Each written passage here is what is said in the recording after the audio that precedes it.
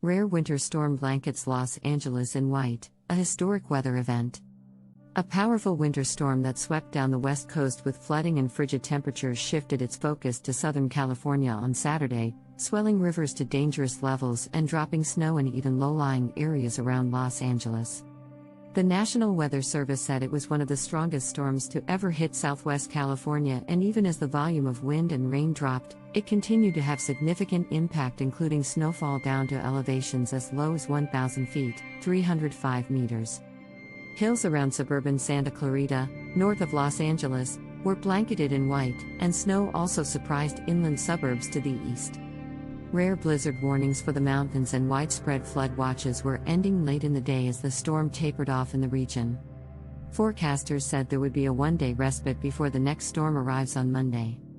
After days of fierce winds, toppled trees and downed wires, more than 120,000 California utility customers remained without electricity, according to PowerOutage.us. And Interstate 5, the West Coast's major north-south highway, remained closed due to heavy snow and ice in Tejon Pass through the mountains north of Los Angeles. Multi-day precipitation totals as of Saturday morning included a staggering 81 inches, 205 centimeters, of snow at the Mountain High Resort in the San Gabriel Mountains northeast of Los Angeles and up to 64 inches, 160 centimeters, farther east at Snow Valley in the San Bernardino Mountains. Rainfall totals as of late Saturday morning were equally stunning, including nearly 15 inches, 38.1 centimeters, at Los Angeles County's Cogswell Dam and nearly 10.5 inches, 26.6 centimeters, in the Woodland Hills section of Los Angeles. Quite a remarkable storm the last few days, with historic amounts of precip and snow down to elevations that rarely see snow, the LA Area Weather Office wrote. The Los Angeles River and other waterways that normally flow at a trickle or are dry most of the year were raging with runoff Saturday. The Los Angeles Fire Department used a helicopter to rescue 4 homeless people who were stranded in the river's major flood control basin. 2 were taken to a hospital with hypothermia, said spokesperson Brian Humphrey. In the Valencia area of North Los Angeles County, the roiling Santa Clara River carried away 3 motorhomes early Saturday after carving into an embankment where an RV park is located. No one was hurt, KCAL TV reported, but one resident described the scene as devastating. The storm, fueled by low pressure rotating off the coast, did not depart quietly.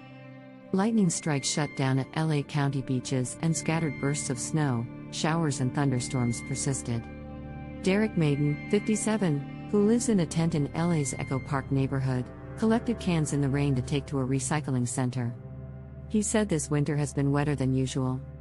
"It's miserable when you're outside in the elements," he said.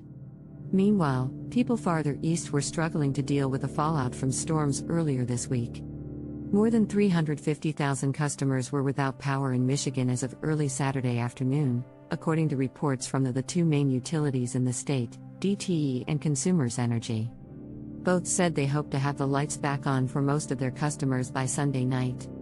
Brian Wheeler, a spokesman for Consumers Energy, said half an inch, 1.27 centimeters, of ice weighed down some power lines, equivalent to the weight of a baby grand piano. "People are not just angry but struggling," said M. Perry, Environmental Justice Director for Michigan United, a group that advocates for economic and racial justice. "People are huddling under blankets for warmth." She said the group will demand that utilities reimburse residents for the cost to purchase generators or replace spoiled groceries.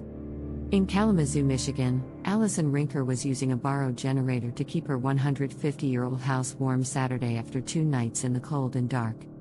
"We were all surviving, but spirits were low on the second day," she said. "As soon as the heat came back and we were able to have 1 or 2 lights running, it was like a complete flip in attitude." After driving to a relative's home to store food, Rinker, 27, compared the destruction of trees to tornado damage.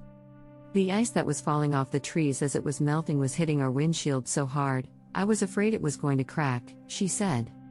"There's just tree limbs everywhere, half of the trees just falling down. The destruction is insane." Back in California, the Weather Prediction Center of the National Weather Service forecast heavy snow over the Cascade Mountains and the Sierra Nevada through the weekend. The low-pressure system was also expected to bring widespread rain and snow in southern Nevada by Saturday afternoon and across northwest Arizona Saturday night and Sunday morning, the National Weather Service office in Las Vegas said.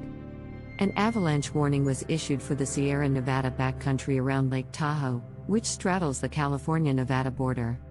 Nearly 2 feet, 61 centimeters, of new snow had fallen by Friday, and up to another 5 feet, 1.5 meters, was expected when another storm moves in with the potential for gale-force winds and high-intensity flurries Sunday, the Weather Service said.